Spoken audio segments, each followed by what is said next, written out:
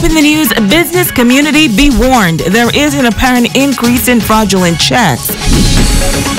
Also, a local parliamentarian lauding the government's achievements on Grand Bahama. To the Small Business Development Center in empowering our entrepreneurs as well as our business operators. And after the ballots were counted, familiar faces returned to the helm of the Grand Bahama Christian Council. The Bahamas Tonight, the Northern Edition, starts now. This is the Bahamas Tonight, Northern Edition. Good evening, Bahamas. I'm Shashina Roe-Farkas, and as always, it is so great to have you with us. Topping news this evening, the Royal Bahamas Police Force is sounding the alarm to the business community regarding an apparent increase in fraudulent checks. Tonight, the officer in charge of Financial Crime Unit is advising business owners and those receiving checks to be on the lookout for key markings. Megan Shepard reports. Head of the Financial Crimes Unit, Assistant Superintendent of Police Danica Hooper, urging business owners and their employees to be extremely vigilant when receiving checks as a form of payment. ASP Hooper says that police have recently uncovered a check fraud ring that is currently being perpetrated against businesses on the island. We have received several reports from business owners who have reported where persons have presented to them fraudulent checks and were able to obtain substantial quantities of goods. At this time, the police have in their custody several persons who are assisting with this investigation, some of whom are scheduled to go to court soon. Okay, in the cases that we have uncovered, the value of the checks are in excess of $3,000 up to $7,000. So persons are able to obtain goods for the full value of those checks. ASP Hooper says it is key to always ask for a government-issued ID when receiving checks, as this can help police in future investigations. She adds that poor quality paper and ink are also telltale signs of a fraudulent check. What we have discovered is that the checks in these instances are fraudulent RBC checks drawn on accounts held by the Teachers and Salary Workers Cooperative Credit Union and the Grand Bahama Power Company. These checks are not genuine documents, and so we are appealing to business owners and their employees to please be vigilant and to examine the documents for telltale signs of fraud. These signs are in the form of bleeding ink, fading ink, poor quality paper, grammatical and typographical errors.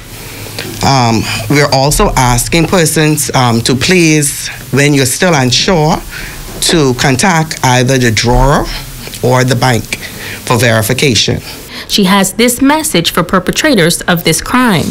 That the police will find you and you will be prosecuted to the fullest extent of the law. Fraud matters carry up to 5 years prison time. We also want to warn the public that in addition to being charged with fraud-related matters, persons can also be charged under the Proceeds of Crime Act if they're found in possession of proceeds of this crime. And those offenses under that particular act can carry prison time of up to 7 years. Megan Shepard, ZNS Network News. Thanks, Megan. Well, tonight, a veteran educator is calling on teachers to remember their sacred obligation to the students in their care. He's calling on everyone in that profession to be the eyes and ears at their respective institutions. This coming after a teacher at the Jack Hayward High School was charged before the court last week with indecent assault.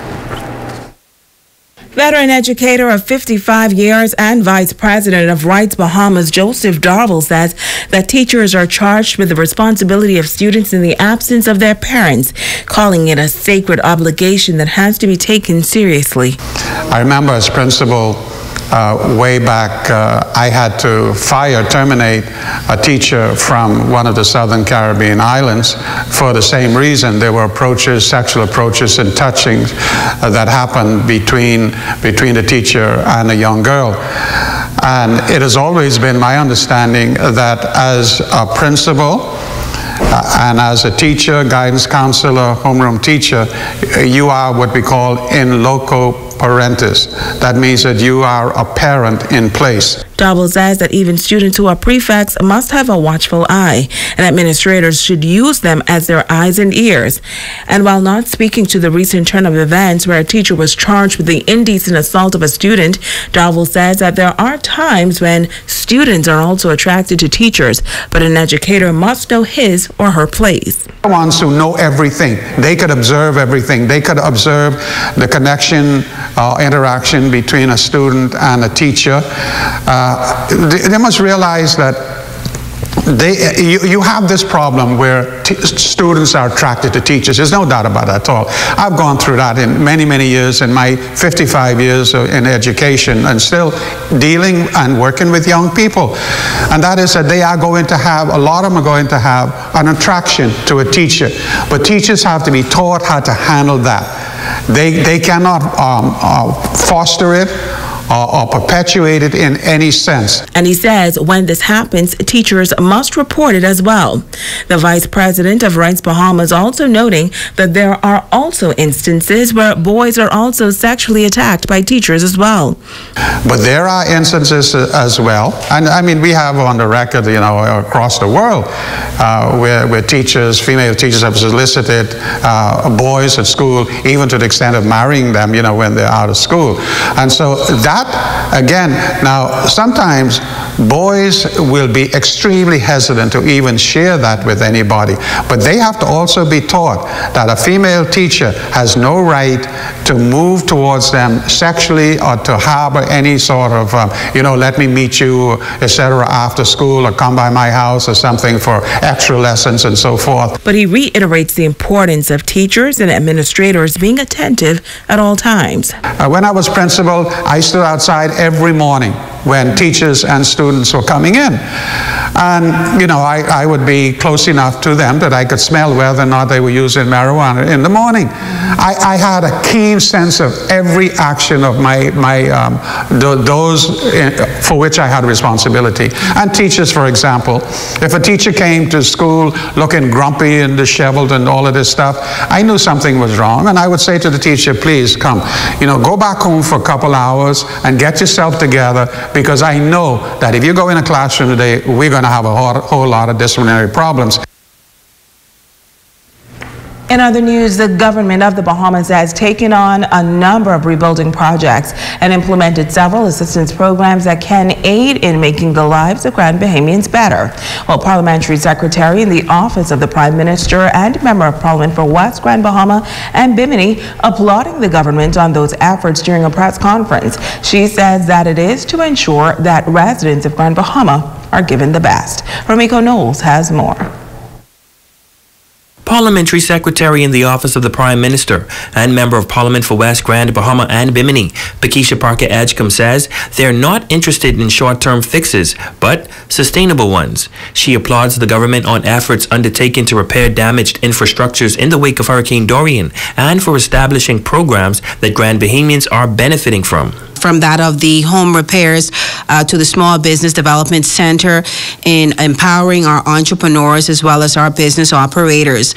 We continue to work closely with the team here on the ground to ensure that those in our community are benefiting from the programs, many of which the government has put in place as a result since we came into office. She adds that West Grand Bahama remains optimistic moving forward in relation to the projects that they've set in place, and to some extent those they have met while coming into office, which came to fruition. The junior high school is still being worked on, and from all indication, we're getting good news that we're pushing for a September opening.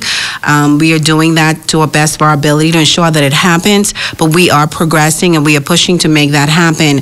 As for the administrative complex in 8 Mile Rock Pinedale, which is a PPP, that too remains under construction. And as the representative for that area, I am hopeful and will continue to petition on behalf of the residents of 8 Mile Rock that comes to a completion very soon. As it pertains to the administrative complex in Bimini, she's happy to announce that it will be opened before the summer months. So that is something that we are very proud of in that community, that not will only make the government services and agencies more efficient in Bimini, but also bring employment to that community. As a representative for West Grand, Bahama, and Bimini, Edgecombe says they have initiated a number of projects from the constituency's office, one of which is in conjunction with the Ministry of Grand Bahama and the Office of the Prime Minister. We are proud to announce that just in the coming weeks, we will witness the construction of 2 boat ramps. As you're aware, our community is inundated with fishermen.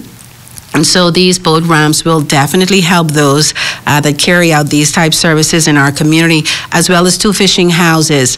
For quite some time, the coastline of West End has been inundated with quite a number of conch shells and other activities as a result of our fishermen coming in. And so we're moving forward to becoming more organized in that area, in perhaps zoning also of where these fishermen will have to go over time to ensure that we keep our community clean. Locally, she says they continue to press, adding that while construction is continuing with road repairs in the area and also the clearing of the roadside, she adds that they are also pushing for more lighting along the streets, which has been a cry from the community. And I just want to thank all of the residents of West Grand Bahama and Bimini who continue to speak up about the issues in their community, and as their representative, I'm happy to voice their concerns. Ramiko Knowles, ZNS Network News. Meantime, the community of East Grand Bahama is still trying to recover almost 18 months after suffering a major blow due to Hurricane Dorian. While some persons have returned to that community, others have not. Over in Sweetings Key, the situation is fairly the same, but the good news is that a housing project has begun. Member of Parliament for the area, K. Peter Turnquest, giving an update on that project. They have started their first foundation, which will bring the first unit out of the ground, and we're very excited about that. Generally speaking, they have cleared and I believe dug the piers that the house will sit on for I think 5 or 6 of the intended 9 residents in this initial phase. The residents are certainly very excited about the developments and looking forward to getting home. So this is a tremendous initiative, and it's really going to mean a lot to the people there in that community. And as for Deepwater Key, a private, iconic fishing destination just off McLeanstown, Turnquest says it is still on the market for sale.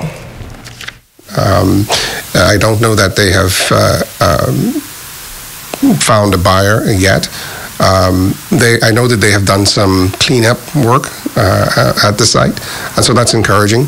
And we certainly are hoping that they'll be able to either, again, find new investors or sell, if that is the eventual outcome, so that we can get that property up and going quickly.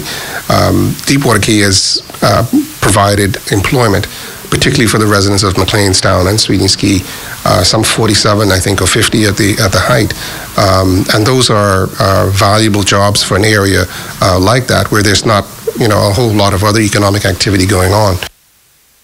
In other news, the Grand Bahama Christian Council holding elections last night, and when it was over, familiar faces were returned to head the Christian community for another term. G. Philippe has some results. The Grand Bahama Christian Council held its general elections at St. Paul's Methodist Church. Reverend Dr. Robert Lockhart was elected unopposed for his second term as president. Reverend Elvis Burrows was re-elected first vice president. Re-elected as second vice president was Reverend Dr. Sidney McIntosh. Serving as secretary will be Reverend Dr. Rita Stewart, who will be assisted by Minister Mary Russell. A number of statutory commissions were also elected. Commission on Church and Community will be Bishop Kermit Sanders. Pastor Laquez Williams will serve as Commission on Schools and Hospital. Serving as Commission on Broadcasting and Mass Media will be Pastor Phil Monroe, and elected as Commission of Christian Action is Pastor Kenneth Lewis. However, Pastor Cedric Beckles, who served as Treasurer, and Pastor Peter Pinder, who served as Commission in Charge of Inquiries, did not re-offer themselves to serve. Both pastors were thanked by the Grand Bahama Christian Council for their stellar service over the last 4 years. As a result, the position of Treasurer and Commission in Charge of Inquiries are vacant and appointments will have to be made by the Executive Council. Dr. Reverend Lockhart says that it has been a pleasure serving as president for the last 3 years and plans to serve 1 more year and will make way for new leadership in 2022. I'm Jay Philippe, ZNS Network News. And it's all about reaping what you sow. That story coming up right after this. ZNS Shopping Network, 10 days to go.